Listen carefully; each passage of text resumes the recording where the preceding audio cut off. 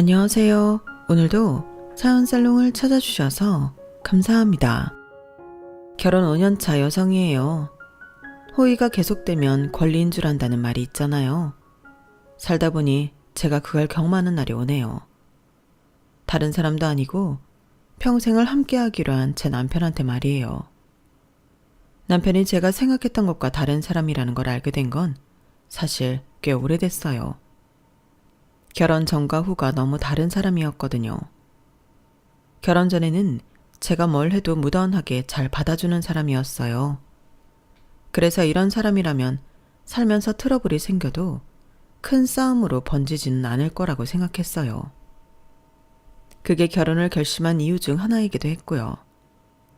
그런데 화장실 들어갈 때랑 나올 때 마음이 달라서 그런 건지 아니면 처음부터 저를 속일 작정을 하고 본성을 숨겼던 건지 모르겠지만 결혼하고는 완전히 다른 사람이 되어버렸지 뭐예요. 그렇다고 이미 한 결혼 물을 수도 없는 노릇이고 그게 딱히 이혼 사유도 되지 않을 정도라서 살면서 고치면 되겠지 했는데 결국 그 문제로 이혼 위기까지 왔지 뭡니까. 남편은 여전히 자기는 잘못한 게 없다고 우기는데 하도 어이가 없어서 여러분의 조언을 듣고자 이렇게 사연을 보내게 되었습니다. 저는 딸만 둘인 집의 첫째예요. 동생과는 2살 차이라서 어릴 때부터 여동생과는 자매이자 친구처럼 생각하고 자랐어요. 엄마한테 말 못할 비밀도 동생과는 스스럼 없이 나눌 수 있었는데 특히 이성에 대한 고민은 늘 동생과 나누곤 했어요. 사춘기를 지나면서부터는 용돈을 모아 옷도 같이 사 입고 가격대가 나가는 가방이나 신발도 함께 돈을 모아 사서 같이 쓰곤 했어요. 동생과 제가 발 사이즈가 같아서 가능한 일이었죠. 비록 동생이 저보다 2살이 어리긴 했지만 어른스러운 면이 있어서 자라는 동안 동생이 언니처럼 느껴질 때가 많았어요. 그래서 많이 믿고 의지했던 것 같아요.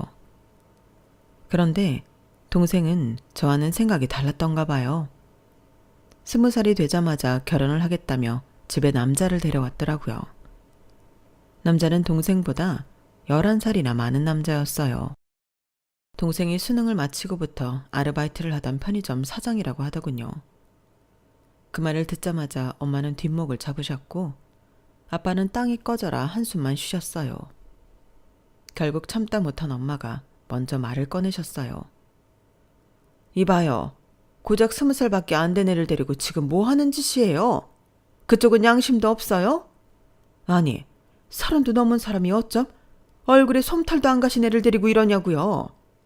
애가 철없이 굴면 말려도 모자랄 판에 어떻게 결혼을 허락해달라고 여길 찾아올 생각을 해요? 당신 제정신이에요? 입장을 바꿔서 그쪽이라면 이런 상황에 결혼을 허락할 수 있겠어요? 세상에 어떤 부모가 이런 결혼을 허락을 합니까? 입 꾹 다물고 있지 말고 뭐라고 말이라도 해봐요. 죄송합니다. 죄송하면 죄송할 짓을 하지 말아야죠. 그러자 금방이라도 울 것 같은 얼굴을 하고 있던 여동생이 끼어들어 소리쳤어요. 엄마 왜 그래? 결혼하자고 조른 건 나야. 재훈 씨는 안 된다고 그러는 거 내가 우겨서 결혼하기로 한 거란 말이야. 나 이 사람 아니면 안 될 것 같아서 내가 우겨서 여기 온 거라고. 근데 엄마가 뭔데 재훈 씨한테 함부로 이래? 혼낼 거면 나를 혼내지 왜 우리 재훈 씨한테 이러냐고. 그리고 엄마 눈에는 내가 아직 어린 애로 보이는 모양인데 나 이제 성인이야. 내 마음대로 결혼할 수 있는 나이라고. 엄마가 반대해도 나 이 결혼 할 거야. 그러니까 우리 재훈 씨한테 함부로 하지 말란 말이야. 그러자 입을 꾹 다물고 계시던 아빠가 버럭 소리치셨어요.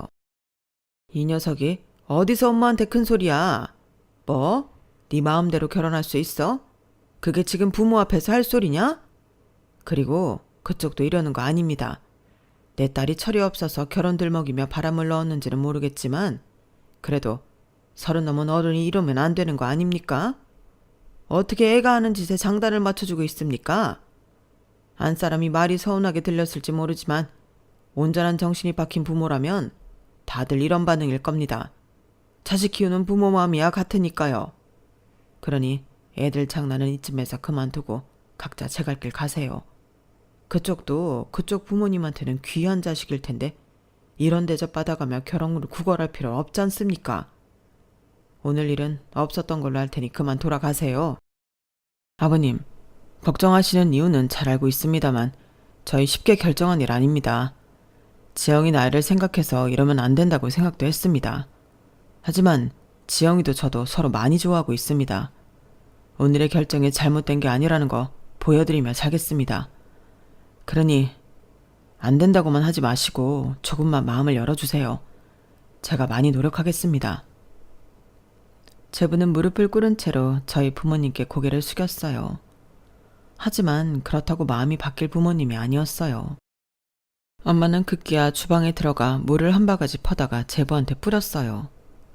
그리고는 욕설을 퍼부어가며 집에서 내쫓았고 아빠는 제부를 따라 나가겠다고 몸부림치는 여동생을 잡아 방에 밀어 넣었어요. 결국 동생과 제부는 로미오와 줄리엣을 방불케 하는 집안의 반대와 싸워야만 했어요. 강제로 집안에 갇힌 여동생은 밥도 먹지 않고 울기만 했어요. 엄마는 동생을 감시하느라 하루 종일 집 밖으로 나가지도 않으셨어요. 그렇게 일주일 가까이 시간이 흘렀고 그동안 곡기를 끊고 있던 여동생은 결국 응급실에 실려가고 말았어요. 자식 이기는 부모 없다고 결국 부모님은 동생과 제부의 교제를 허락해 주셨어요. 하지만 당장 결혼은 안 된다고 못 박으셨어요. 결혼은 찬성화돼 동생이 대학을 졸업하면 그때 하라고 하셨어요. 이 정도면 부모님도 충분히 양보하신 거였기에 여동생과 제부도 부모님 뜻에 따르기로 했어요. 양쪽 다 반반 물러선 최선의 결과라고 볼 수 있었어요. 그런데 그 일로 엉뚱하게 동생과 제 사이가 멀어졌지 뭐예요. 옛말에 시어머니보다 말리는 시누이가 더 밉다고 동생한테 제가 시누이처럼 보였던가 봐요. 그런데 서운한 건 저도 마찬가지였어요. 부모님께서는 20살밖에 안 된 딸이 30이 넘는 남자랑 결혼을 하겠다고 해서 화가 많이 나셨지만 저는 다른 이유로 동생한테 화가 났거든요. 지금까지 저는 남자친구가 생길 때마다 동생한테 빠짐없이 얘기를 해왔어요. 심지어 썸남까지도요. 그런데 생각해보니 동생은 한 번도 제게 남자 얘기를 꺼낸 적이 없더라고요. 아직 어려서 이성에 관심이 없나 보다 했는데 세상에 얌전한 고양이가 부뚜막에 먼저 올라간다고 지금껏 남자 얘기 한 번 없던 애가 결혼하겠다고 그것도 11살이나 많은 아저씨를 사전에 어떤 힌트도 없이 집에 데려올 수가 있는 거냐고요. 적어도 저한테는 미리 말을 했어야죠. 정말 배신감이 이만저만이 아니었어요. 그래서 동생 편을 들어주고 싶지도 않더라고요. 그래서 손 놓고 있었더니 그런 제 반응에 동생은 동생대로 저한테 삐쳤었던가 봐요. 엄마 아빠가 반대하는 건 그럴 수 있다고 생각해. 하지만 언니까지 이럴 줄은 몰랐어. 난 그래도 언니를 믿었기 때문에 내 결정을 이해해 줄 줄 알았다고. 그런데 어쩜 이럴 수가 있냐? 정말 실망이야. 야 권지영, 네가 나한테 그런 말을 할 처지니? 네가 나를 언니라고 생각했다면 적어도 나한테 먼저 얘기를 해줬어야 하는 거야. 지금까지 입 꾹 다물고 나도 속인 주제에 뭐? 나한테 실망했다고? 그래, 엄마랑 아빠한테는 비밀로 할 수 있어. 하지만 나한테까지 그러면 안 되는 거지. 어떻게 나한테도 비밀로 할 생각을 하냐? 내가 너한테 그 정도밖에 안 되는 언니였니? 나한테 실망했다고? 난 너한테 훨씬 더 많이 실망했어, 이 기집애야.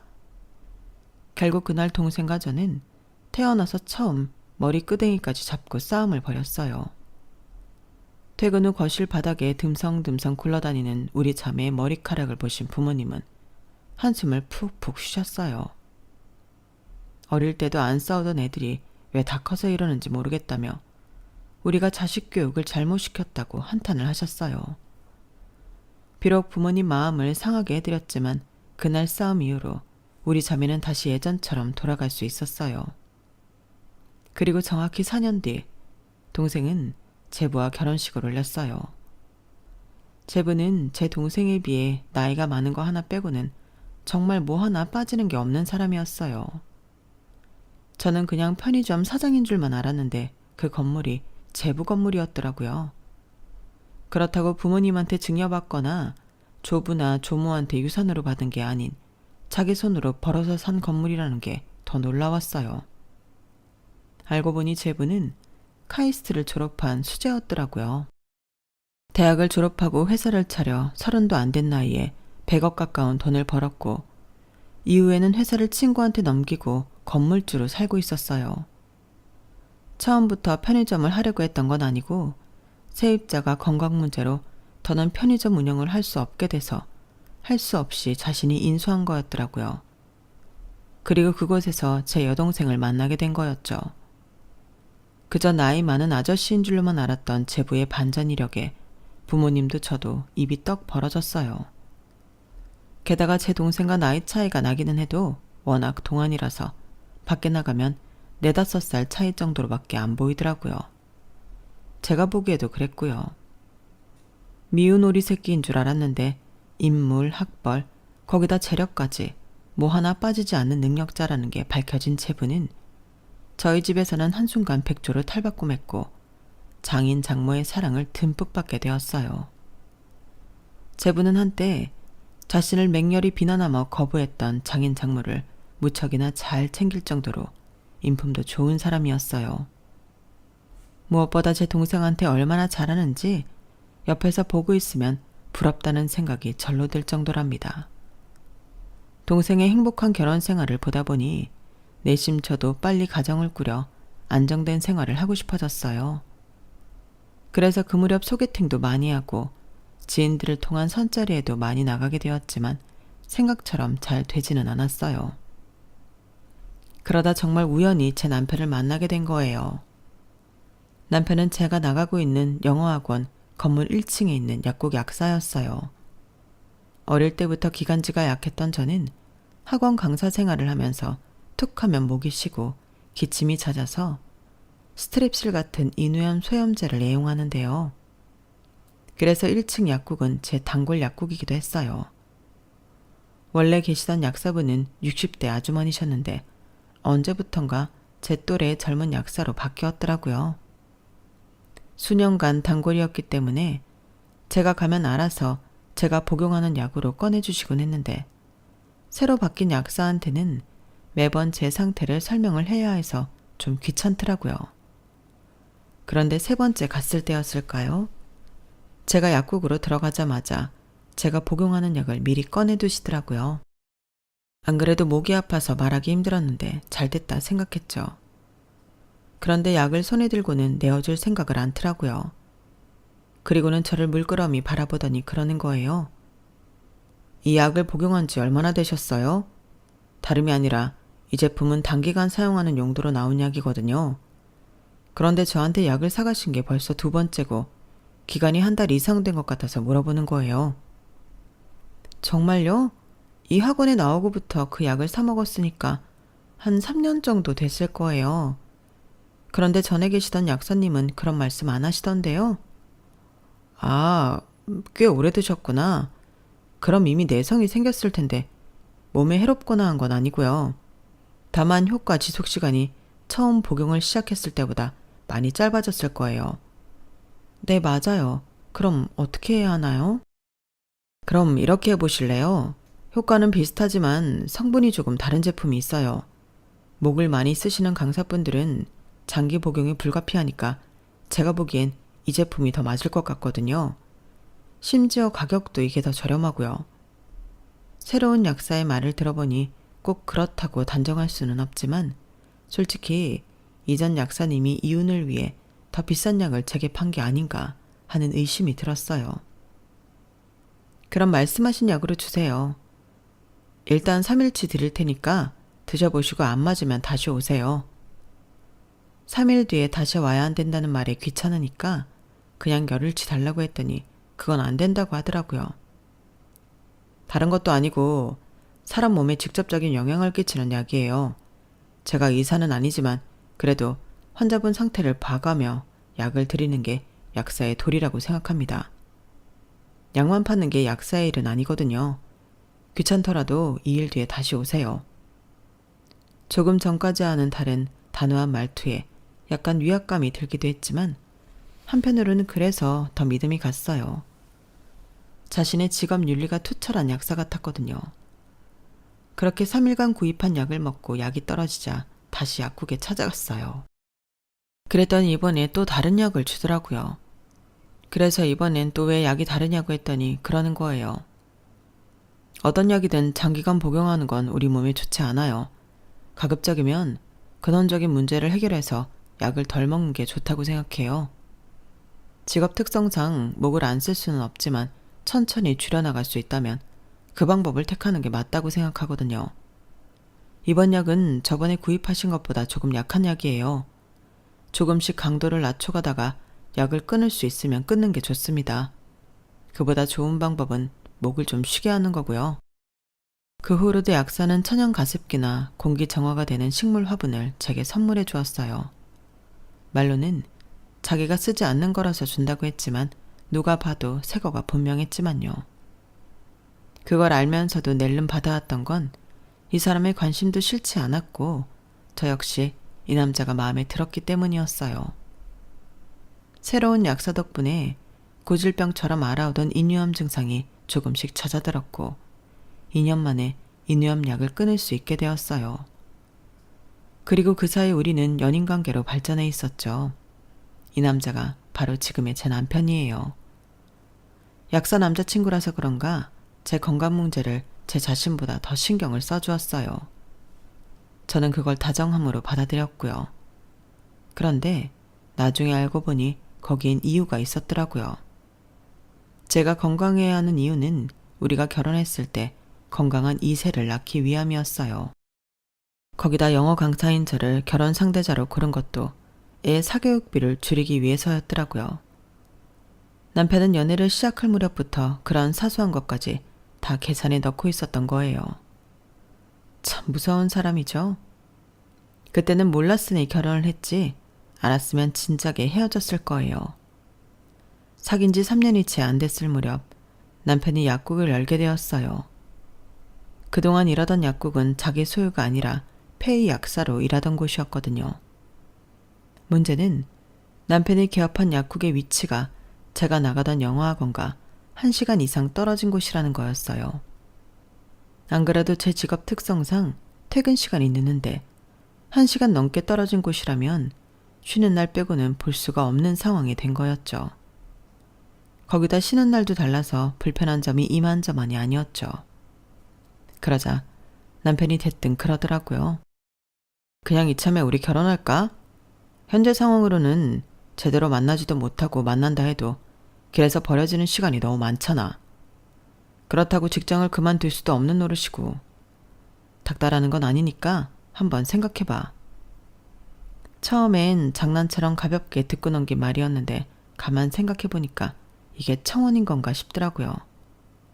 그래서 결혼한 친구한테 물었더니 얘, 내 남편은 뭐라고 하면서 청혼했는 줄 아니? 모텔비 아낄 겸 결혼하자고 그러더라. 그거에 비하면 네 남자친구는 양호한 거야. 예전엔 남들이 레스토랑을 통째로 빌렸느니 차 트렁크에 풍선을 가득 담아서 날려줬느니 청혼 이벤트 받은 얘기들 할 때마다 부럽기도 하고 내가 뭐가 부족해서 그런 대접도 못 받나 서운하기도 했었는데 지금 생각해보면 그거 다 부질없는 짓이다. 어차피 나랑 같이 살 사람인데 결과적으로 그 돈이 남자 돈이기만 한 거니? 우리 재산인 거지. 그래서 지금은 차라리 허튼 데 돈 안 쓰고 절약해준 남편한테 고맙기도 해. 친구 딴에는 초라한 청혼을 들은 저를 위로해 주려고 한 말이겠지만 그래도 서운한 마음은 가시지 않았어요. 돈 들여서 이벤트를 해달라는 건 아니에요. 진심이 담긴 진솔한 말이나 손편지 하나만으로도 충분히 감동했을 테니까요. 하지만 이건 좀 아니잖아요. 그래서 일주일이 넘도록 답도 않고 꿍해 있었더니 하루는 남편이 저희 집까지 차를 끌고 찾아왔더라고요. 11시가 다 돼가는 시간에 여기는 뭐하러 왔냐고 했더니 대뜸 트렁크 문을 열어보라지 뭐해요. 순간 설마 풍선이라도 날려주려나 내심 기대를 했어요.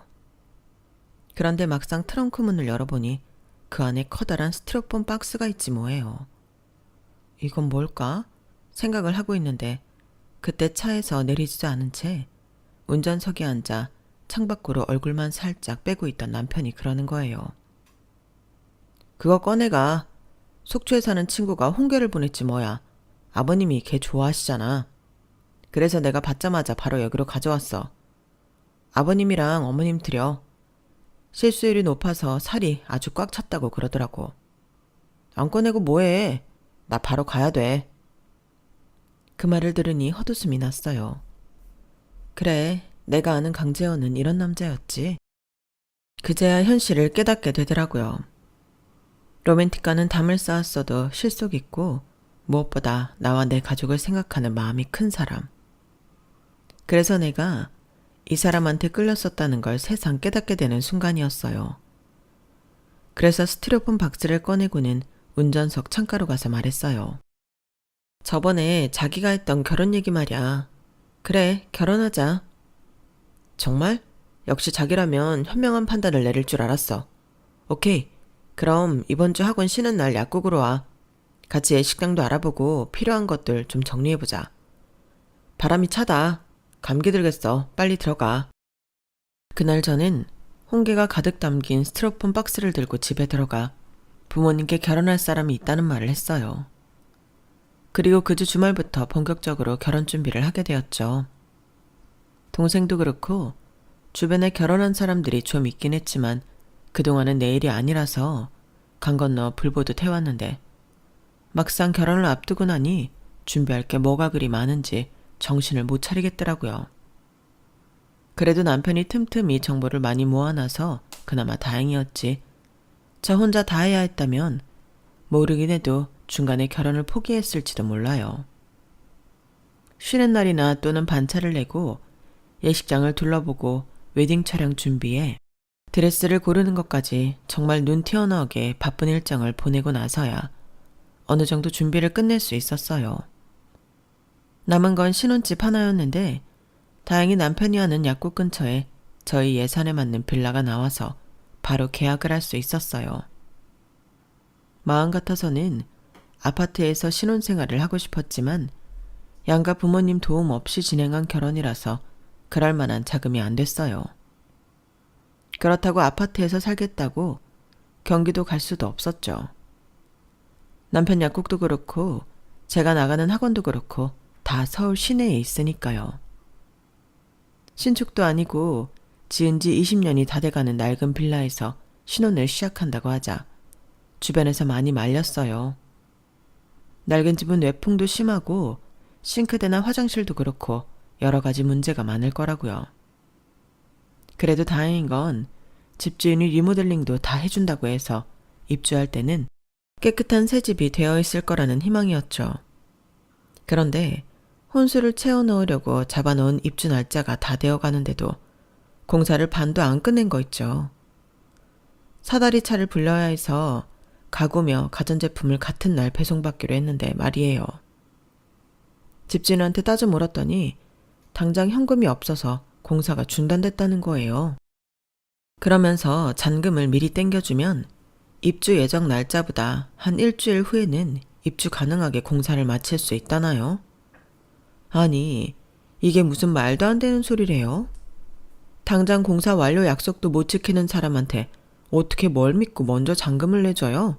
말도 안 되죠. 그 말에 남편과 함께 계약을 담당했던 부동산 중개소를 찾아가 당장 계약금 돌려달라고 했어요. 그랬더니 팔은 안으로 굽는다고 오랜 시간 집주인과 거래를 해왔던 부동산 중개사는 어떻게든 우리를 설득하려고 혈안이 됐더라고요. 속상한 마음이야 나도 알지. 그런데 솔직히 현재로선 그 돈으로 갈 수 있는 매물 자체가 없어요. 그리고 겪어보면 알겠지만 그 집 주인이 사람이 참 좋아. 세입자들 귀찮게도 안 하고 일단 뭐니 해도 보증금이 싸잖아요. 요즘 그 돈으로 그 평수에 그런 집 못 구한다니까. 그러니까 가구랑 가전제품 배송받는 날짜 바꿔서 그냥 그 집에서 살아요. 그게 낫다니까. 솔직히 그러기는 싫었어요. 처음부터 약속을 안 지키는 사람인데 이후로 무슨 일이 있을 때마다 이번처럼 배째라고 나올지 누가 알겠어요. 그리고 집수리도 먼저 못 해줄 정도라면 나중에 보증금은 제대로 받아서 나올 수 있을지도 걱정이었고요. 물론 그렇다고는 해도 솔직히 대안은 없었어요. 이제 와서 집을 다시 구할 수도 없고 정말 난감한 상황이었죠. 그래서 2, 3일 고민해보겠다고 하고 돌아왔는데 마침 집에 여동생이랑 제부가 애를 데리고 와 있더라고요. 그래서 동생한테 집 문제를 얘기했더니 제부가 대뜸 그러는 거예요.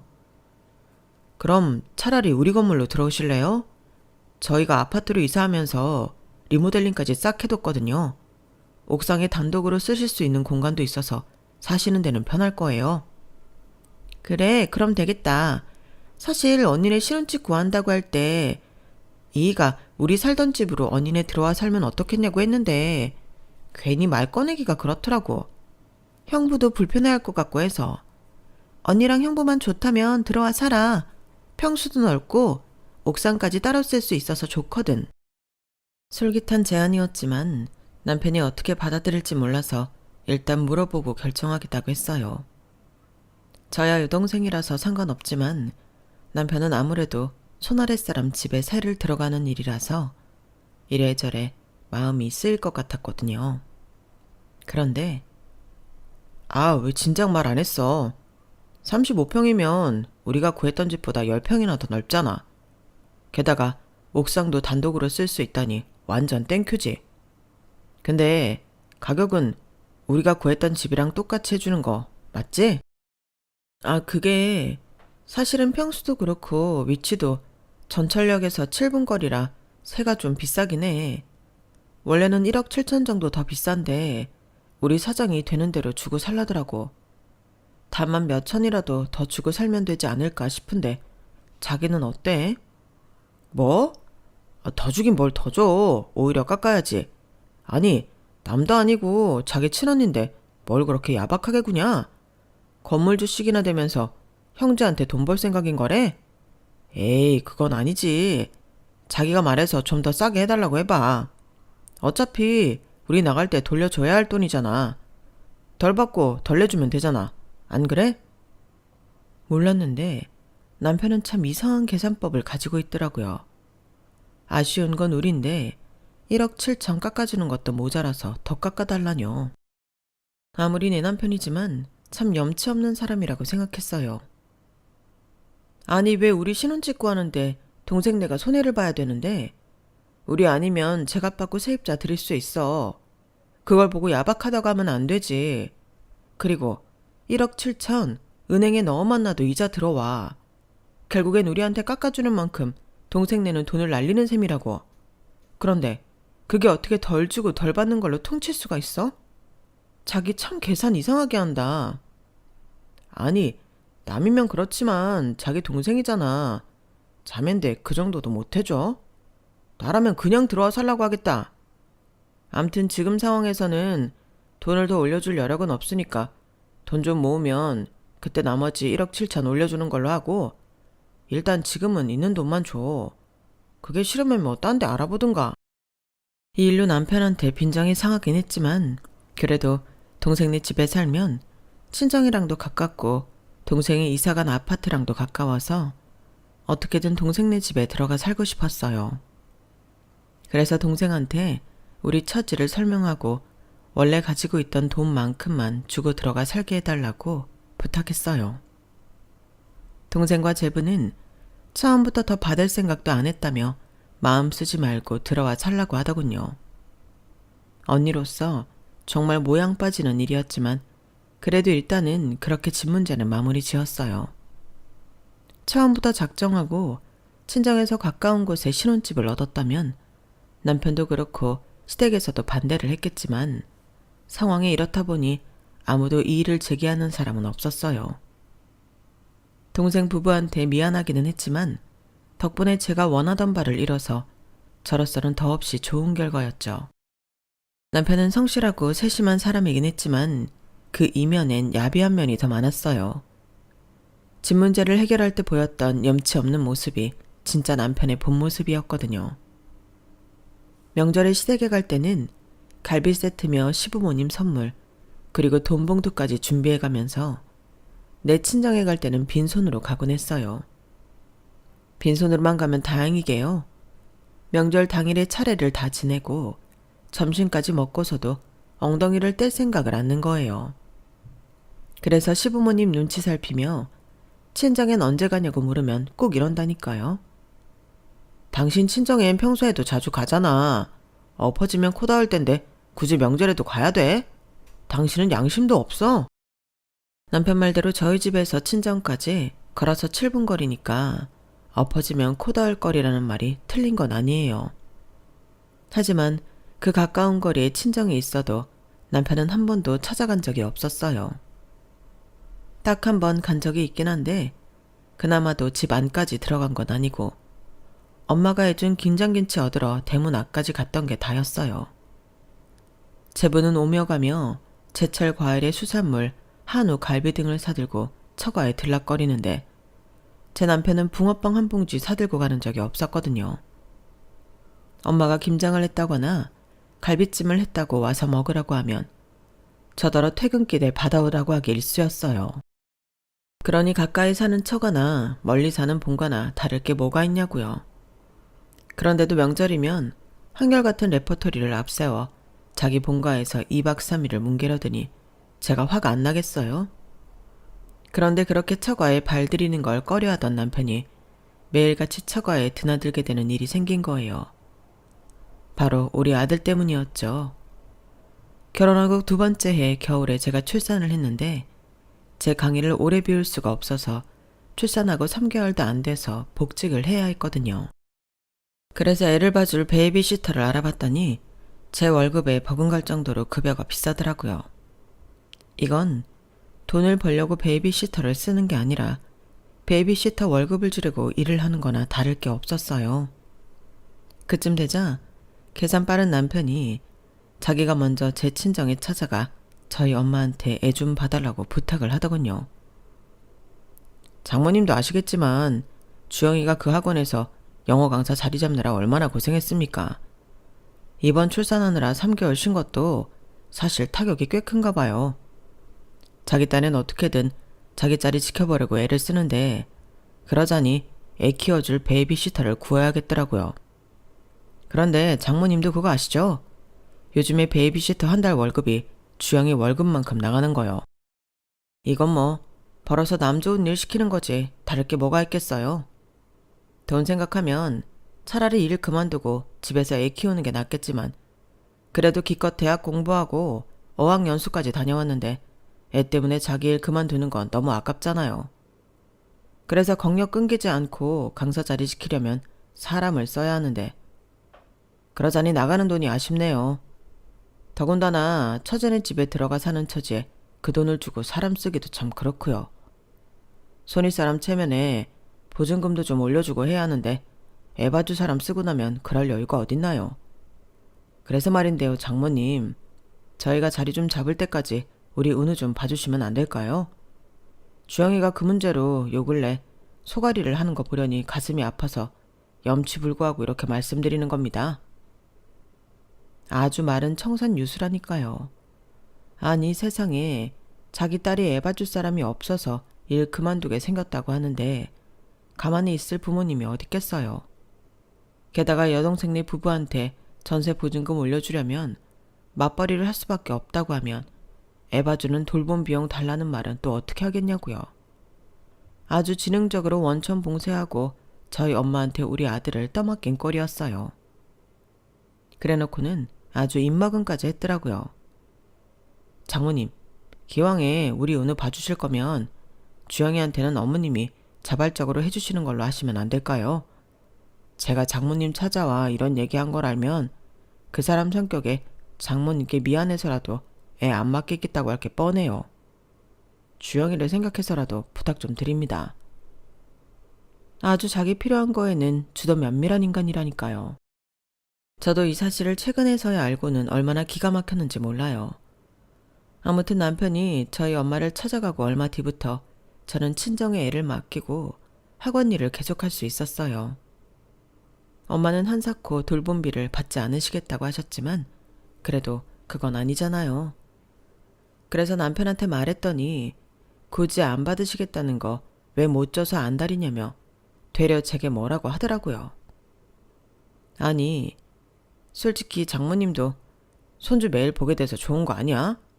우리 엄마는 우리 은우 보고 싶어도 1년에 대여섯 번밖에 못 보신다고. 그리고 우리 엄마는 은우 볼 때마다 용돈도 쥐어주시는데 장모님은 언제 한번 용돈 쥐어주신 적 있어? 따지고 들면 우리가 장모님한테 돈을 받아도 모자랄 판이라고. 뭘 알고나 말을 해. 정말 염치라고는 엿바꿔 먹을 애도 없는 인간이었어요. 그래서 제가 버는 돈의 일부를 떼어서 엄마한테 매달 보내드리곤 했어요. 그것도 남편이 알면 난리를 칠까봐 월급 외에 벌어들이는 부수입으로 충당을 했답니다. 그렇게 3년 동안 저희 아들을 봐주신 엄마는 빙판길에 넘어지시는 바람에 아킬레스건이 파열돼서 수술을 받게 되셨고, 그 바람에 더는 저희 아들을 봐주실 수가 없게 되셨어요. 그러자 남편이 갑자기 그러더라고요. 앞으로는 우리 엄마가 은우 봐주시겠대. 장모님 다치신 거 듣고는 바로 연락하셨더라고. 그래서 말인데 돌봄비는 한 달에 300만 원 정도면 될 것 같으니까 그렇게 알고. 뭐? 300만 원? 아니, 우리 엄마가 은우 봐주실 때는 손주 얼굴 매일 보게 해주는데 무슨 돈까지 주냐고 그러더니 왜 당신 엄마한테는 매달 300씩이나 드리라는 거야? 이건 형평성에 어긋나는 거 아니야? 그러자 남편이 황당하다는 듯 그러는 거예요. 야, 너는 시어머니랑 친정엄마랑 구분도 못하냐? 네가 일하느라 니네 엄마가 애 봐주는 거니까 당연히 공짜로 애 봐주는 거잖아. 우리 엄마는 니네 엄마가 아니니까 당연히 돈을 받아야 되는 거고, 내가 일하느라 은우 봐줘야 하는 상황이라면 우리 엄마도 공짜로 애 봐주실 거야. 근데 내가 아니라 네 일 때문인 거잖아. 그러니까 당연히 돈을 드려야지. 넌 그렇게 계산이 안 되니? 네가 문과 출신이라 그런가 수계산이 잘 안 되나 보구나. 모르면 그냥 내 말에 따라. 괜히 아는 척 따지지 말고. 뭐? 아니, 뭐 이런 개떡 같은 계산이 다 있어. 당신 말대로라면 은우는 내 아들이기만 한 거겠네. 왜 애초에 은우 양육이 내 몫이기만 한 거야? 은우는 나 혼자 밖에서 나와왔니? 당신은 양육에 의무가 없는 거야? 누가 계산이 엉망인 건데 여기서 문과일과 타령을 하고 있어. 야, 됐다. 너랑은 말이 안 통하니까 그냥 내가 하라는 대로 해. 아, 엄마가 매달 돈 보낼 거 없이 3년치 한꺼번에 달라고 하시더라. 공동생활비로 적금된 거 있잖아. 그거 예약해서 오늘 중에 엄마 계좌로 1억 800만 원 보내드려. 그 돈은 제부한테 보증금 올려줄 돈인데 그걸 깨면 어떡해. 아, 진짜 그 돈 없다고 당신 동생네가 죽냐? 건물까지 가지고 있는 사람이 그 돈 없다고 내일 당장 일나냐고. 같은 말 여러 번 하게 하지 말고 오늘 중에 돈 보내. 알았어? 남편은 내 가족들한테는 조금도 손해보는 일 없이 뜯어먹을 생각만 하면서 자기 부모 형제를 위한 일에는 아주 치졸할 정도로 팔이 안으로 굽었어요. 5년간 살면서 그런 모습에 매번 치를 떨던 저는 더는 안 되겠다는 생각이 들더라고요. 그래서 남편이 말한 대로 적금을 깨서 그중 1억 800만 원을 친정엄마 통장으로 보냈어요. 남편 계산법대로 돌봄비를 매달 300만 원으로 책정했으니 지난 3년간 엄마가 우리 애를 봐주신 거에 맞는 급여를 보내드린 거였죠. 그랬더니 다음날 시어머니께서 남편한테 전화를 하셨더라고요. 돈을 왜 안 보냈냐고 닥달을 하시는 것 같았어요. 남편은 전화를 끊고는 제게 돈 안 붙였냐고 묻더라고요. 아니, 보내드렸는데?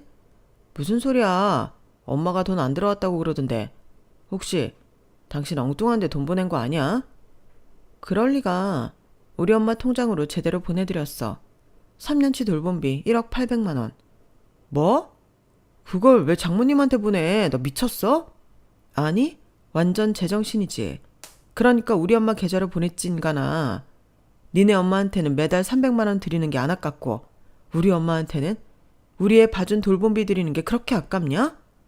어디서 말도 안 되는 계산법 운운하며 개수작을 부려. 니네 엄마는 부모고 우리 엄마는 남이냐? 아참, 그리고 내가 너한테 줄 게 있어. 받아. 합의 이혼 서류야. 내 분량은 다 썼으니까 네 거 채워서 줘. 오늘 당장 접수하고 올 테니까. 너같이 이기적인 인간이랑 살다간 내가 미쳐버릴 것 같거든. 그리고 은우는 내가 데리러 갈게. 당신 손해보는 거 싫어하잖아. 우리나라에서 애 하나 키우는데 들어가는 돈이 3억 5천이라는데 당신처럼 쫌팽이가 그 돈을 쓰기 싫을 거 아니야. 그러니까 은우는 내가 데려갈게. 순순히 양육권이랑 친권 포기해주면 양육비로 따로 안 받을 테니까 결정해. 어떻게 할래? 남편은 이혼은 안 된다고 길길이 날뛰었고 결국 법정 소송까지 가려고 제가 이혼 전문 변호사를 선임하려 하자 그제야 합의 이혼을 해주었어요. 그런데 4주 동안의 숙려기간이 끝나고 정말 남남이 되던 날 남편이 했던 말이 정말 가관이었어요. 글쎄 끝까지 이러더라고요. 양육비 안 줘도 되는 거 확실하는 거지? 나중에 딴소리 하면 안 된다. 그 말에 내가 이혼을 하길 잘했다는 생각이 들었어요. 나라면 이런 순간에 우리 아들 생각이 먼저 날 텐데 그 순간까지 돈 문제만 거론하니 말이에요. 현재 저는 아들을 데리고 친정에 들어가 살고 있어요. 제가 학원에 나가 있는 동안엔 여동생이 저희 아들을 돌봐주고 있고요. 퇴근하고 아이를 데리러 동생네 갈 때마다 느끼게 되는 화목한 집안 분위기에 가끔은 울컥하기도 해요. 내가 너무 성급하게 이혼을 결정한 게 아닌가 해서요. 하지만 그러다가도 남편이 한 짓들이 떠오를 때면 그래도 지금이 낫다 싶기도 하답니다.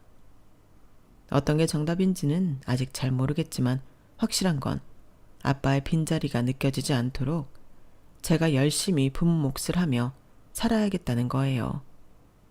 그러기 위해서 오늘 하루도 화이팅입니다. 지금까지 제 사연을 들어주셔서 감사합니다. 들어주신 분들 모두 건강하시고 행복하세요. 여러분, 사연 댓글에 응원과 현명한 조언 부탁드려요. 좋아요와 구독은 저에게 큰 힘이 됩니다. 오늘도 좋은 일 가득하세요.